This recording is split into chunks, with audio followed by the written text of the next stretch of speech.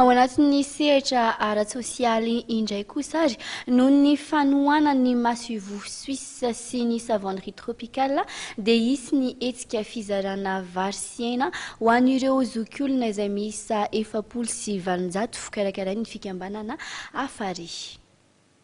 Vola mitetina 10 hetsy telo tapitrisa no natolotra avy amin'ny ambasady Suisse ho any avy amin'ny fikambanana afary malagasy ho fanampiana ireo zokiolona miisa 500.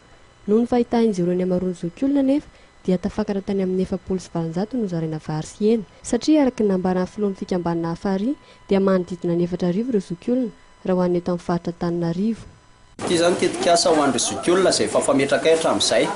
Ny zava-dehibe indrindra ao anatin'ilay izy dia ny ambasady de Suisse nanoana anay atao anatin'ny tetika asa.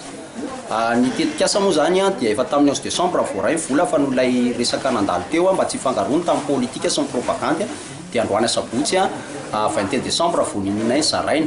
Mizahana mihitsy natao tao anatin'ny mangarahara ilay fizarana mba tena ETF any amin'ireo voakasika.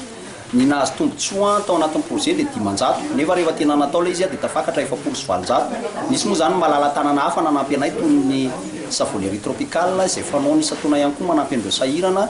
Ny zavatra tiana ho ampitaina kosa ny afatra ho ampitaina ao anatiny dia mbola ilana fivoarana lehibe ny fanampiana ny zokiolona eto Madagasikara satria ny zokiolona eto Madagasikara dia manodidina ny 80 taona miakatra ny atao hoe zokiolona nefany ny zavatra mampalahelo betsaka amin'izy ireo tsy mandray pension, betsaka amin'izy ireo mbola manofa trano, betsaka amin'izy ireo mbola miasa tena toy ny matsaka rano.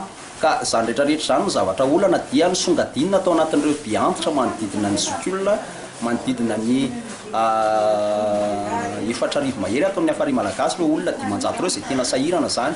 Araka ny fanazavana noentin'ny filoha nasionaly ny fikambanana afary hatrany dia ny 9,700 n'ireo zokiolona no tsy mba mahazo fisotroan-dronono ary voatery mivelona amin'ny asa tselika. Ny fahatsapahan'izy ireo hatrany no nahatonga ity tetika asa fanampiana ny zokiolona ity izay mifanandrify hatrany amin'ny fankalazana ny fetin'ny Noely. Ho an'ny androany dia tany Anosy Zatatsinanana sy avy amin'ny boriboritany voalohany sy faharoa no nahazo anjarany.